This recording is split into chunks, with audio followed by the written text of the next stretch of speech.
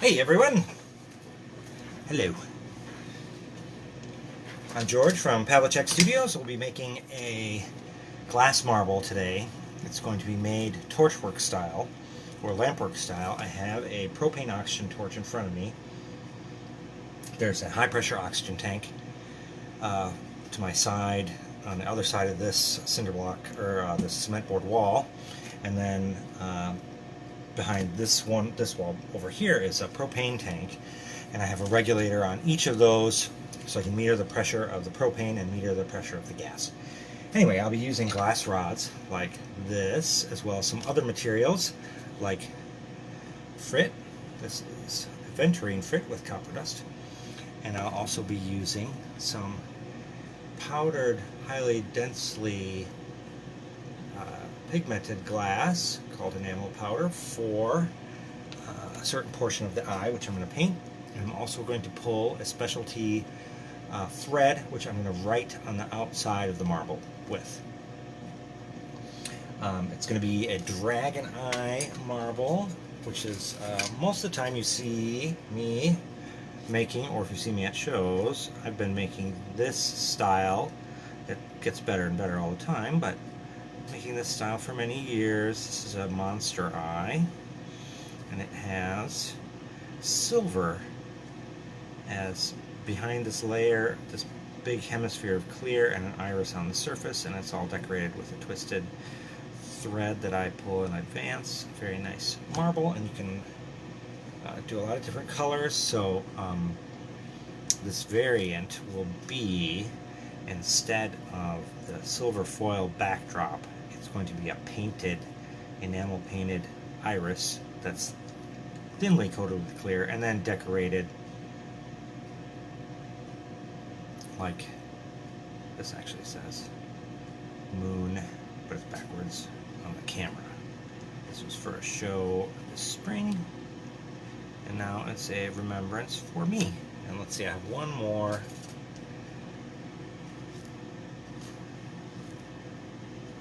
Dragon eye. You can see there's some sparkly aventurine within the iris as well.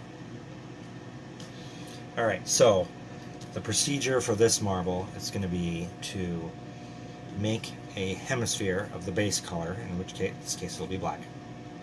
Then I'm going to build another hemisphere about 2/3 the size of that first one that's going to be clear. I'm going to, on the surface of that clear, I'm going to paint my iris with enamel powders and aventurine and some very fine black for the pupil. I'm going to cover that in clear. I'm going to cover the whole non-viewable eye surface in black to match the back of the marble. And then I'm going to decorate. And so to decorate, I have to pull first, before anything else, I have to pull my decoration cane. And that's what I'm going to start with today, before I start on the marble itself. So let's get going. That is the propane lighting. That is the oxygen kicking in. It's like if you were going to use an acetylene torch to cut, or a welding torch to weld. This is propane and oxygen, using a lot of oxygen. Make a very clean flame. Propane pressure and volume is very low in comparison. Alright, so the decoration thread I'm going to make is going to be orange and yellow, and the iris that I'm going to paint on the marble is also going to be orange and yellow, so it should be very complementary and look kind of like a very flaming hot dragon eye. So I'll probably pull 2 of these threads, and what I'm going to do is I'm going to heat up the inch of this rod, and then I'm going to get a gather with this rod, and I'm going to lay a little slug of glass along the side. I'll melt those 2 together, and then as they're cooling, I'm going to twist and pull it apart into a strand. And it's the funnest thing to watch. Let's do it! So the gather I want to get is pretty big. So you can see it's starting to get bigger than the diameter of its accompanying rod, and it's starting to gravity is seizing it and flopping it down. It's quite nice and molten. This is discoloring because of the heat, which is good. And so I'm going to just touch and pull, and then I'm going to leave this yellow rod attached to the orange rod that I just laid color on. And for a two-color stringer, this is the way I like to do it. It's efficient, and if you're paying attention, you can get a nice even twist. I'm going to start twisting it. I'm going to add as much twist as I can, and then when I pull and it starts to get to the diameter that I like, it's going to seize up pretty fast. So start twist. Keep it going. I did it. It was getting very firm there at the end. Alright, so yellow and orange thread. Let's see what the other end looks like. Pretty good too. Let's do it one more time. Just because this one looks like this is probably enough. This is about 12 to 14 inches worth. That'll be enough to do my decoration, unless I'm going to write something, and I think I am going to write something in this one. This one will be a message. I haven't decided what it is. If I'm just going to say 2020 demo or 4th of July or something. I haven't decided. Let's be spontaneous.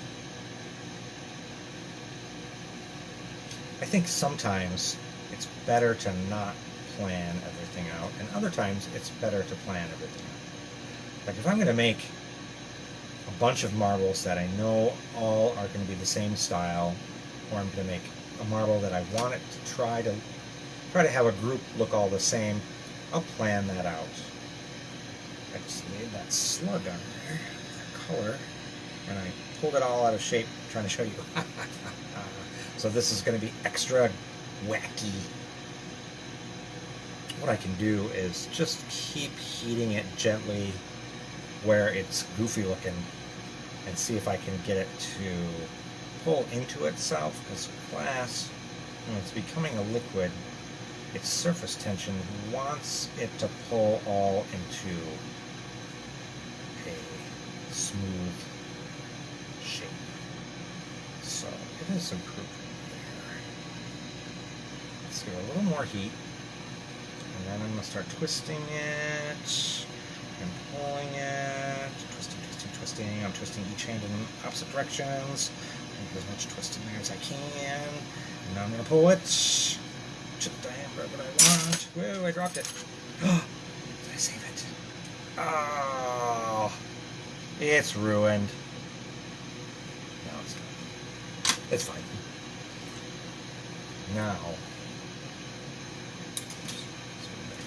so this one, there, you can see the twist I imparted on this side. It's not good. This side is where all the twist went into. So this piece is going to be really nice for decorating. It's got more orange in, so it's going to be darker. So that might be a really great piece to use for the eyelid. And this longer piece, which I broke, that has a nice even twist, is going to be nice for doing the letters. Anyway, so my prep work as far as the decoration, the final phase of the marble, is complete. And I'm going to set those aside, and I'm going to start getting the gather for my main marble. So I have some black rods, and I'm going to do the method of gathering, which I don't know if there's a name for it. I guess it's just rod joining. I bet there's a name. Let's make up a name for it. Right now, we're making history. I can do it because I have historical precedence as being a person who's been using this the longest in the United States. So I'm just kidding. It's been a long time though. Anyway, thanks for joining me on a hot day. If you're watching live or if you're watching in a replay, Oh, something I was going to mention is, I mean, I could talk about it for hours. All the camera stuff that I've been working on recently. Um, and I'll skip all the things that didn't work out. But today, I have a bunch of older GoPro cameras, which is a brand of action shot camera where there's a lot of accessories to, you know, put things on your hat so you can take pictures as you're drowning or being eaten by a shark or whatever. In any case, since I've been having kind of poor luck with the whole USB bandwidth and getting the cameras to work in the location where I'm at right now, I'm filming with GoPro cameras, and actually I need to start those. Glad I mentioned this. Let's see. I'm going to pause for just a second.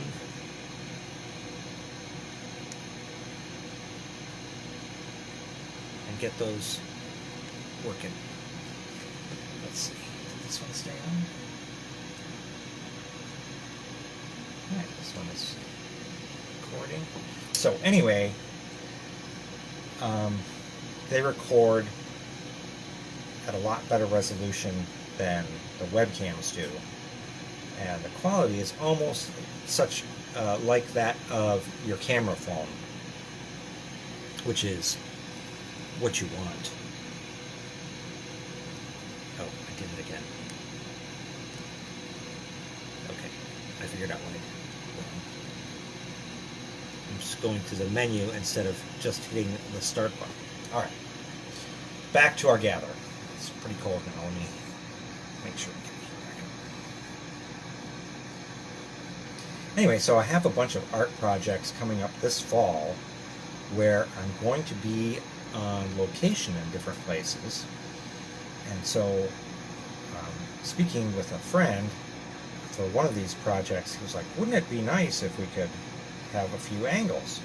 And so I was thinking, oh, let's have some that are in like slow motion and time lapse and get them from different angles, and we could have some people wearing cameras and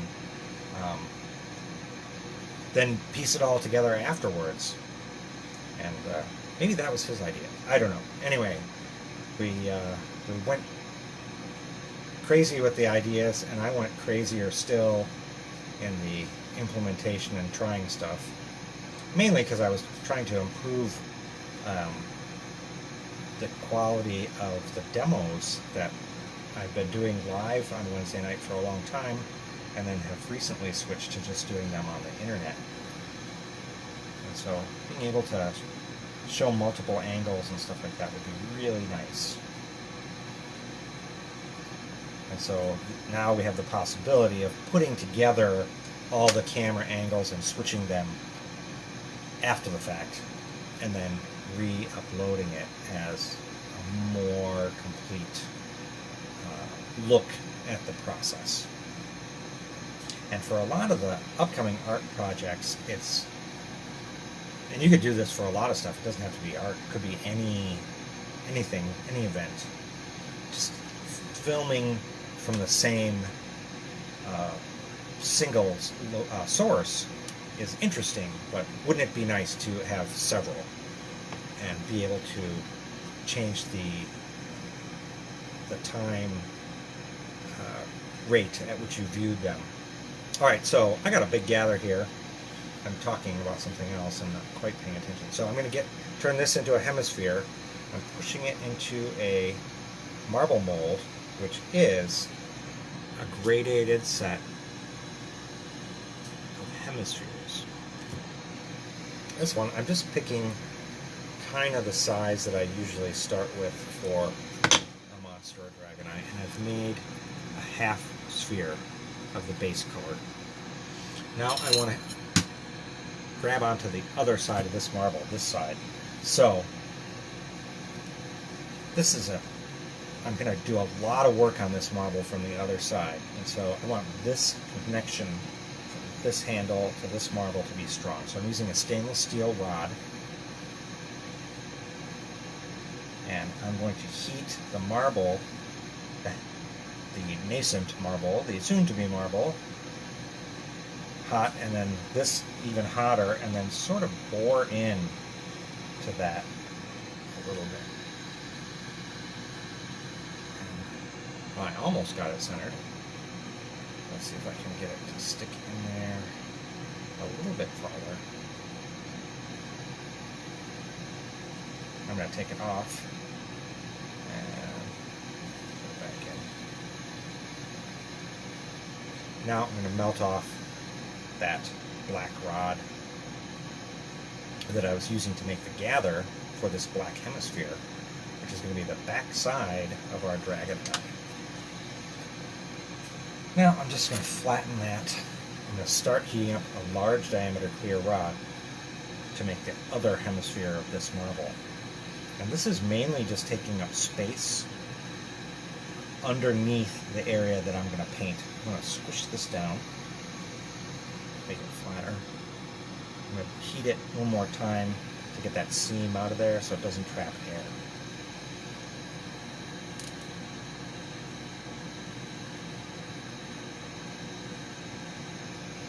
So that seam has kind of healed itself with the surface tension. I'm always keeping everything rotating. The rotation and the surface tension wants to pull it into a more spherical shape. Alright, so this is ready now, that hemisphere, to accept a few gathers of clear from this large diameter clear rod. And as I said before, it's going to be about 2/3 of the size of the original hemisphere here. And that's probably going to be 2 or 3 gathers. We'll see what it looks like after 2. Where we're going to go. And so I'm going to melt this rod until a big ball forms on the end. I'm going to squish it on there, pull it away, and melt off the end. I'm going to take that blob, which is going to look like a pyramid, and I'm going to smush it flat. And then I'm going to do several layers of that until I get it to be the right size.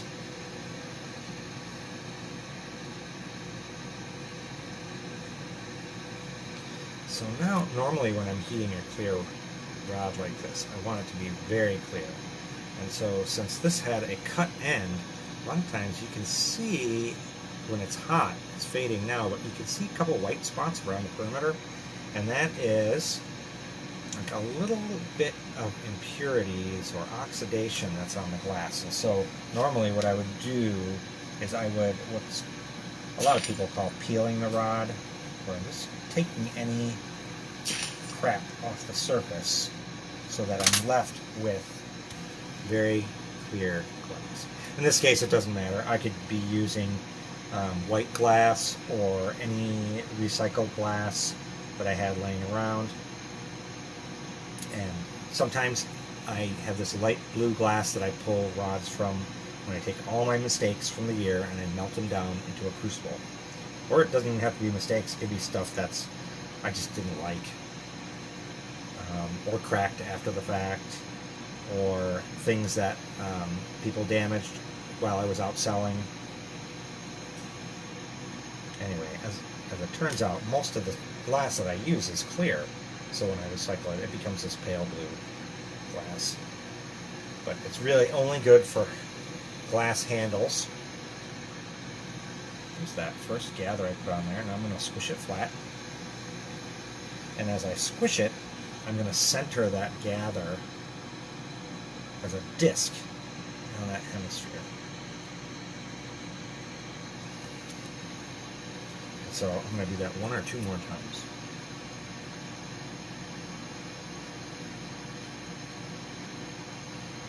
Anyway, the problem with the glass that's been worked and remelted like that is that it gets stiffer, and there is the possibility of its coefficient of expansion and contraction wandering off of what you are used to and what the rest of your glass is compatible with. And there's some pretty easy things you can do to bring that back in line if you're okay with adding stuff to your glass while it's cooking in the crucible. We're not doing that. We're just melting stuff. It's fun. I'm going to put one more little gather on there, I think, and then on that flat surface that remains, I'm going to draw my iris. Oh, you know what? I'm going to go ahead and draw them. No, I am going to make it bigger. You want it to be start out a little bit bigger. That whole iris canvas that you're going to be drawing on, because it's going to get shrunk when you put the outline of the eyelid on it and then do all your detail work. It's going to push all of the earlier stuff you did closer to the center of the marble, and it's going to get smaller. Alright, so there's the third gather. It's kind of a smaller one. So we got that. And the first thing I want to pick up is the base color, and it's going to be yellow, so I'm just going to not even let this get cold. I'm going to crank the heat up. I'm going to pick up some yellow. I showed you the little metal lid that I was picking up enamel powder from. There's a little shard of clear glass in there, and that's going to make it look cool, interesting. I'm going to get one more yellow. Now the next thing I'm going to pick up is going to be some orange enamel powder. I want a smaller pickup, so I have to change the shape of the disc so that the shape is going to be a smaller disc. So now the heated area where I pick up the next color is going to be smaller. And I'm not going to go nuts pushing down real hard. I'm just going to pick up. And I want it to be a little bit irregular and natural looking. And enamel powder also really lends itself very nicely to something that's natural looking. It's not a hard line, it's a soft line. I wrote a lot about this about 20 years ago, about the difference between hard and soft designs, doing glass working and lamp blowing. But I bored myself talking about that. I'm not going to start talking about it now. Unless you want me to. Oh, I forgot to, my computer shut off. I was going to see if I could see comments today, but no one is probably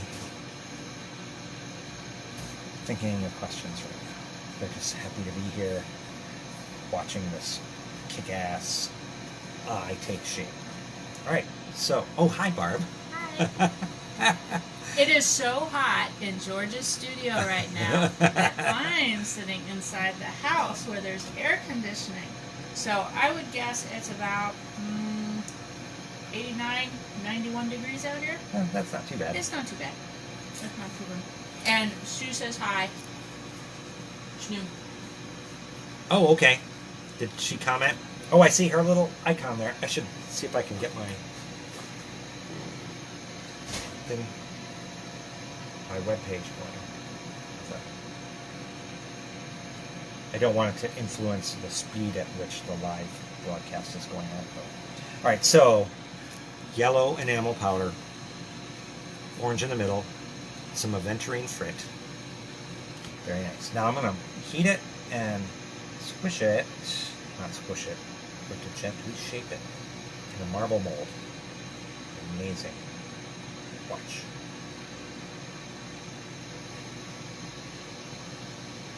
Alright, I pushed it into a little hemisphere, and it made it like almost a hemisphere in itself. And now I've got a very dense black rod.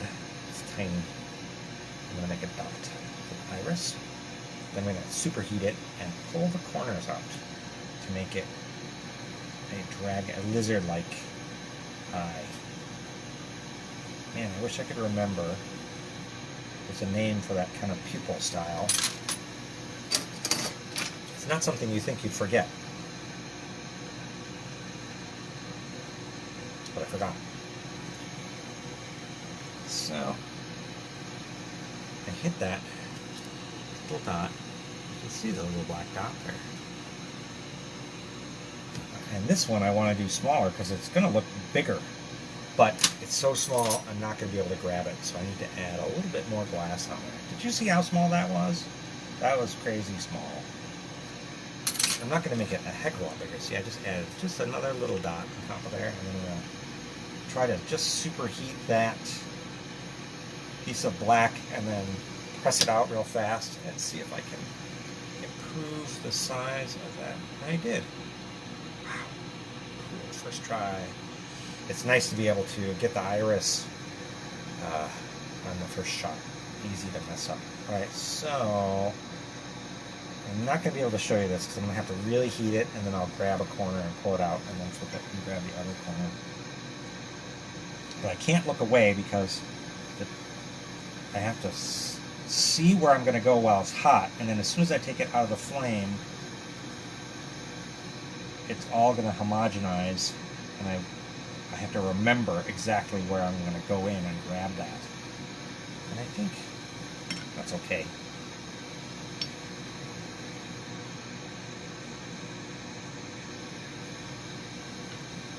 It's not a long one, but it's pulled a little bit out of shape. So we'll look at it in a second. Just going to heat it here, and then as it's cooling, it should resolve. And we'll see that football shaped. Yeah, there it is. Cool. All right, now let's go back to clear. I'm going to cover this whole thing in clear. So I'm going to let this surface harden. I'm going to get a very hot gather with this rod. I'm going to put it on there, and immediately, without messing around or talking about it, I'm going to go right into a larger hemisphere marble mold, and I'm going to push that gather so it squishes out and covers that whole iris that I just painted, the whole thing. And then as I squish it, I'm going to try to mold this into as close to a sphere as I can get before I draw the shape of the eye, or the eyelids, as I like to say, on to define the shape of the eye itself.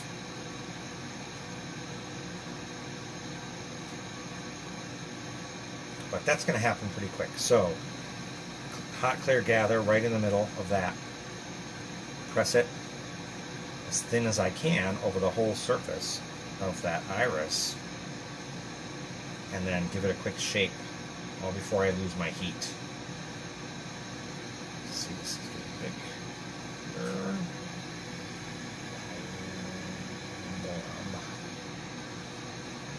That's what you're supposed to say. I think, wow, blah.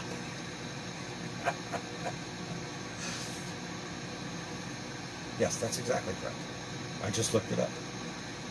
Alright, here we go. Put that on there. Off. Push it in the mold. Got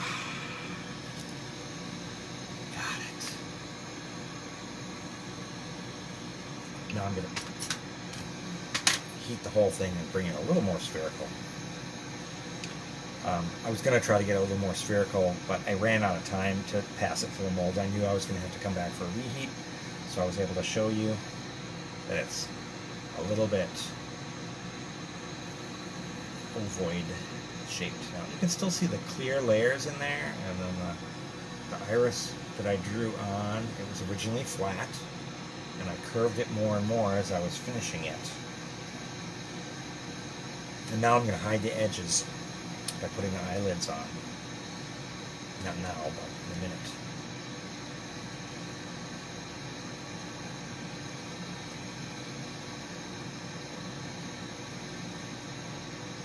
I gotta remember, I'm supposed to make a cool face for the thumbnail of this video later. This is it right now. Oh, I can do this.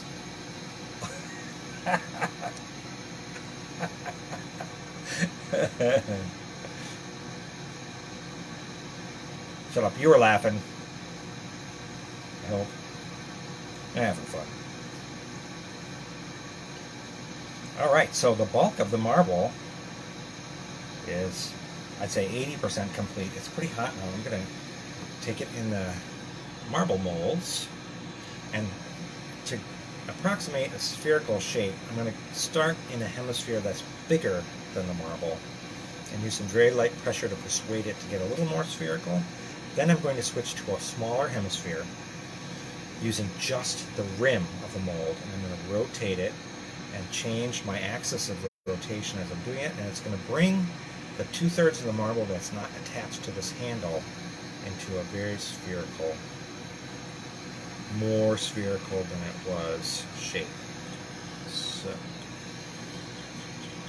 I do a little light persuading, and now I'm using the rim of that smaller one, and man, I love it when that happens. Look at how nice that iris turned out. Very sparkly. So you can see by the shape of the pupil, there's going to be a top and a bottom to it. And I'm going to just check that because it's backwards when I look at it there. And decide how I want to put the eyelids on. So now to paint these on with the rod, I'm going to smear it. Smearing stuff is great.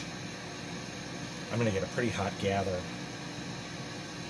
It's pretty big, pretty loose, and what I'm going to do is I'm going to touch to my start point, pull away a little bit, and then lay the rest of that gather on like I was writing my name with a piece of spaghetti.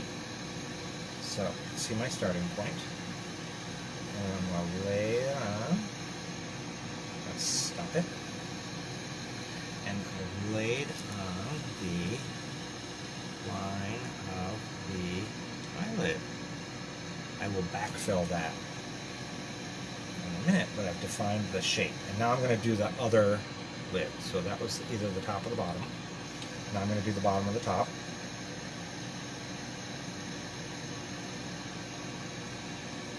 There we go. That's how I generally wanted to do it. This one got thin, but that doesn't really matter. I'll just be a little extra careful when I backfill them. And when I backfill, I'm going to touch and then push into the marble and push along the surface of it. So this is going to be more like a dragging swipe, a smear, if you will. Let's smear shit. I mean stuff. So touch and push that hot gather. And I backfilled part of one eyelid, and I see I missed a little bit, so I'm going to go back. Get that one. I'm trying to drag it out so I wasn't encapsulating some air within that little crevice. And there's some tricks for doing that. Essentially, is you're going to touch and you're going to push into the crevice, chasing out the air, and then drag it back out the other direction. So you're not leaving a big blob over what might be a tiny trapped air bubble. You want that covering to be thin so you can heat the surface and check for thin spots or bubbles so you can pop those out before you come back later and decorate and have that bubble decide to break through and mess up your design. So I've got one lid backfilled there. I'm going to do the other one. Oh, that was a cool, you could see like the clear through the marble there. I'm going to cover that all up. Never see that again. That one was too cold. A little hotter. I need to be able to drag and swipe a little faster so it doesn't freeze solid on me.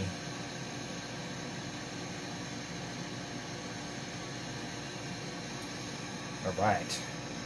The lids are on. I may touch it up, but I think I see no holes. And when it turns orange like that, you can really see if there's any gaps in your opaque colors. Because the opaque colors, especially the darker ones, when they turn orange, they have a cohesive quality to the color that clear just doesn't have. Clear, you can see when it gets orange through its certain temperature ranges, but it's got a different look. I wonder if I could. It's like less orange, less solid. It's still there, but it's thin. It's more like silk or lace, a membrane rather than a curtain. Ooh, that's good. A membrane rather than a curtain. You're welcome. And no, you can't use that. That's mine now. Copyright? No, no. Use whatever words you want. Whatever makes you happy. Alright, so as I described before, I'm just giving it a little persuasion to be more spherical in a larger hemisphere than the work in progress here.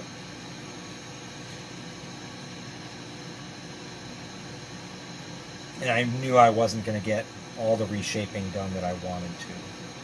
So I just got some, sort of the right amount, felt right.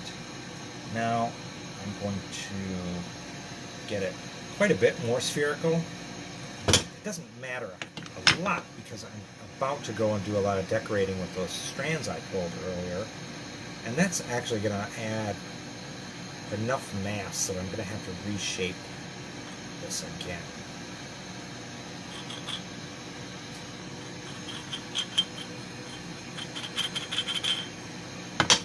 But now we've got the shape of the eye.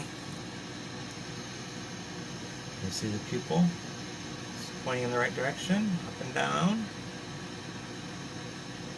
Eye shape is defined. It's pretty decent balance. Now the first decoration I'm going to do is to outline the eyelids. And I had that tight orangey spiral, orangiest, that I thought would look nice to outline the eye. So I'm going to touch, and then I'm just putting the thread where it meets the marble in a little corner of the flame.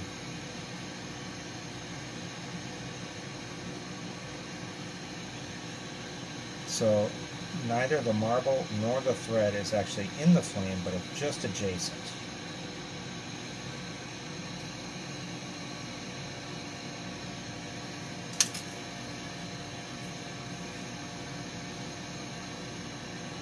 And now, I'll use that piece. The rest of this piece can go to another fun thing, like some beads, or maybe tiny marbles, or get pulled into another thread. In any case, so here is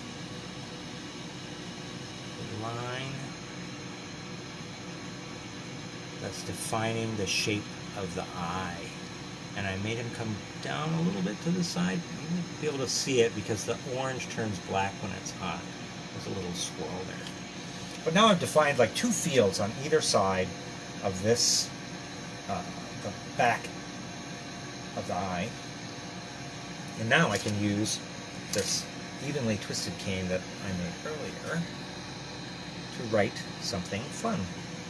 So I could write my initials and what year it is, or I could write watch out for bunnies, or write someone's name if this was for someone, like if someone's birthday was coming up, you wanted to marble with someone's name in it. So let's see, do I know anyone with a birthday coming up? I guess I don't. Terrible, terrible person. So I'm going to say, let's call this dragon.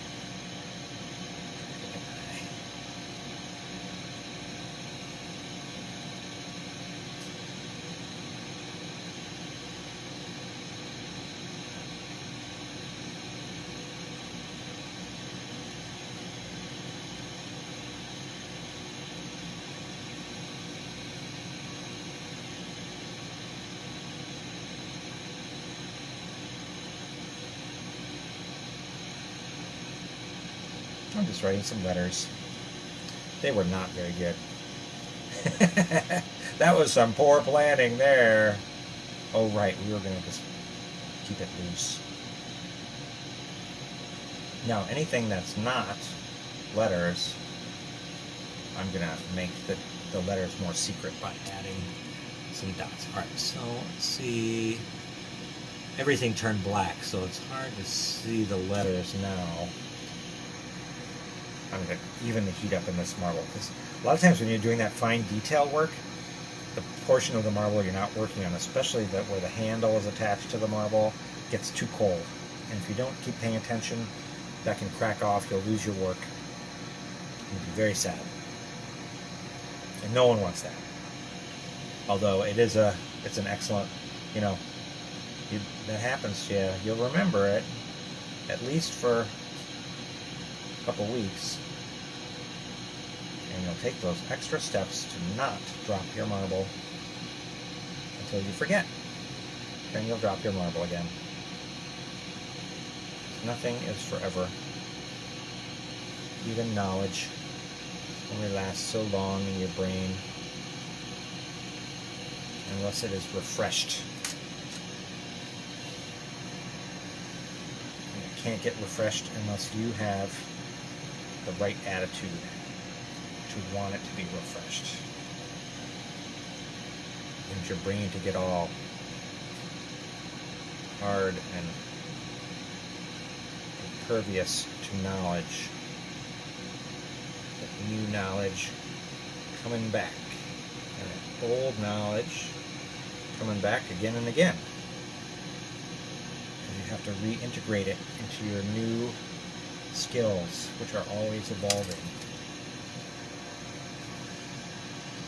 Maybe, I don't know. I think I made all that up. Forget I said it. Anyway, I added a bunch of dots on that. Looks kind of cool. That way it's bumpy now. But we'll make it smooth again. That's cool. So, it's going to be black base. Have that gold and orange decoration on the back, and a gold and orange iris with some aventurine in there for sparkle. It's going to look, well, we hope it's going to look good. If it doesn't look good, I'm going to blame you. Don't leave now. I'm still blaming you. I'm going to blame you worse if you leave. Get back here. Does that work? Can't tell. Wow, it has, the temperature in here has jumped up.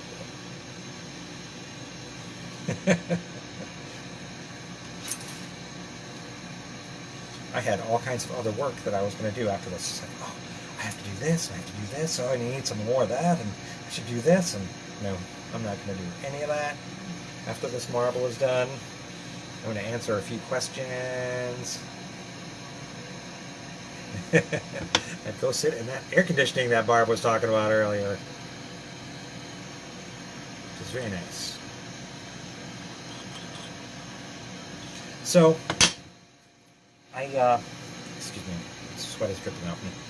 So, I heated all that design in and let it kind of pull in a little bit on its own, and now I did a pass through one of the larger hemispheres and I pushed it all in because if you let it heat all the way in by itself, the detail along the edge can start getting a little fuzzy and sort of fractally, like the color is seeping into the background or the background is seeping into the color.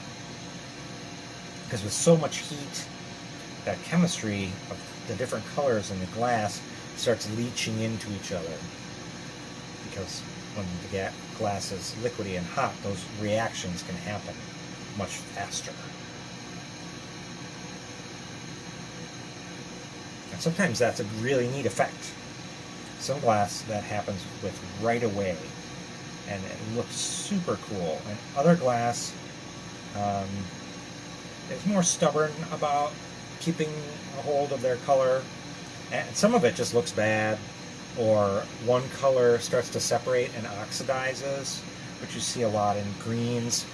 You've been overheating it, you'll see like the iron start to come out, and you'll get like this reddish swirls going through it, which can be a nice look. And for like classic marble collectors, they love that. They call it a brick. I don't like that in my marbles. It means that I lost control of my heat.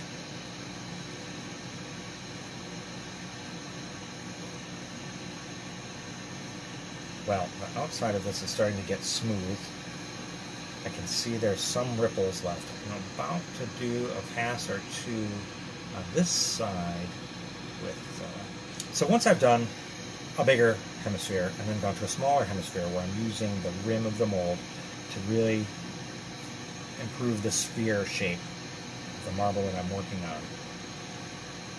The last portion is to improve the surface of the marble. So you take out those ripples from you pushing into the glass too quickly, or the heat getting leached out of your glass faster at the surface by your tools touching it. And so you can flame polish it. So what I'm doing here, I'm just turning it. I'm using the flame and the heat. I'm watching the reflection above me of the little lights to make sure that the reflection's not moving as if a ripple is passing them. But I'm going to let the surface of this firm up just a little bit, and then use one of my cherry wood marble molds and have to move them just up to get to them. Ah! Here it is. So,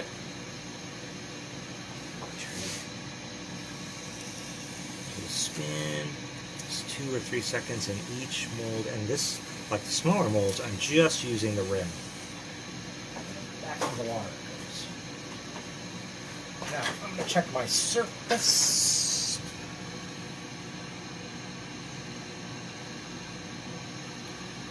And it looks quite nice. So there it is. And the colors will blossom back out as this approaches room temperature. Yellows and reds tend to look black when they're at working temperature. You can see some resolution of the colors a little bit. Alright, so now I'm going to have my last attachment point. I want it to be clean. So I'm going to take a clear glass rod. I'm going to melt the end. I'm going to pull off the impurities on the end with a tweezer. There it is. So I don't have any bits getting into my last punty, my attachment point. So I made it a pencil point because I want it to be on the small side. Oh, you know, I have a little bit of work to do on that back side, so it doesn't have to be too small. I'll make it a medium-sized one. And I put it on a little hotter than I would if it was a last punty, just because I want it to grab well. And I tapped it right off because I hit another rod. So, start over. Make sure it's clean glass. And get my surface of my marble a little bit more and grab. Now, I'm going to melt off that metal handle that's been on there for the past half hour as I've been working on the rest of the marble. So stainless steel is really good for that. You can keep the heat in there. It can fluctuate quite a bit more than a glass rod handle. Pretty forgiving. So I like to heat the metal more so that the metal itself is melting the glass, and then I can pull the metal out. Rather than trying to melt the glass and get it so hot that I can pull the metal out, that would be like pulling off a Band-Aid. I want to sort of surgically pull the rod out from inside. a lot of times if I have a sensitive design I'm working with, where I have a metal handle attached, I'll put a little piece of clear glass on there first. Then that's completely fused to the surface. Then I'll attach my metal puntee. And then when I pull that puntee out, it'll take that piece of clear glass out and leave, bam, your design perfect. After like 100 times of practicing that. Now you might get it after 20 times. Even if you've done something a bunch of times and you think, oh, this should go fine, because I've done it so many times, it doesn't take that much passage of time for that skill to become rusty, or for enough of the rest of your technique to go through some sort of metamorphosis that you've changed the way you're moving around the glass enough so that it doesn't work. So always practicing. Always giving yourself a little extra time, a little extra slack, taking an extra second to say, what am I going to do? What's happening right now? Oh yeah, this. I'm making a marble. Thanks for coming. That's pretty nice and spherical. I'm going to give it one more pass through the graphite.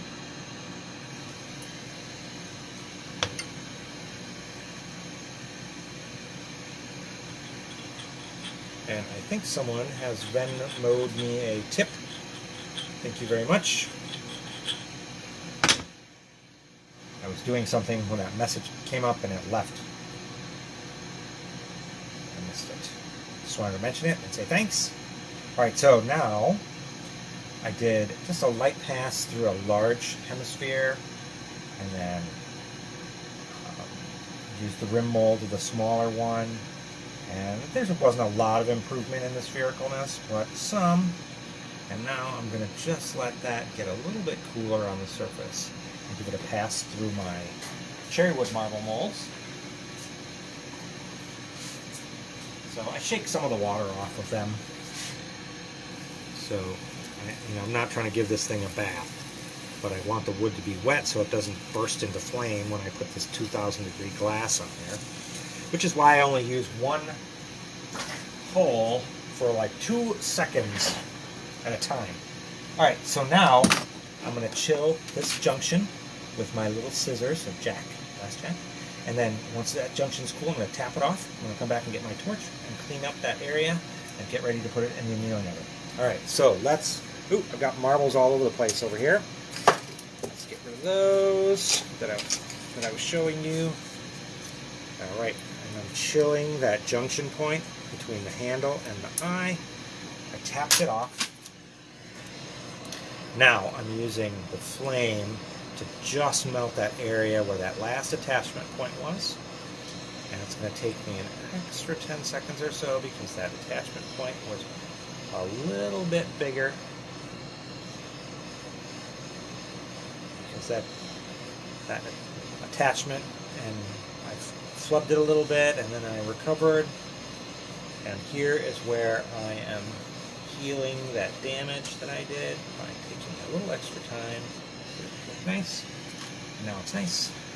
Now I'm going to get a marble pliers, which is a wire that I bent into with the little circles for grabbing the marble. You can see the angle too. I'm going to grab it from underneath. So I'm going to heat these up till they hit orange. And then let them go to black, where that's hopefully going to be too cool to dig into the glass. So I'll pick up my marble. And I'm going to put it in the annealing oven where it'll sit at 960.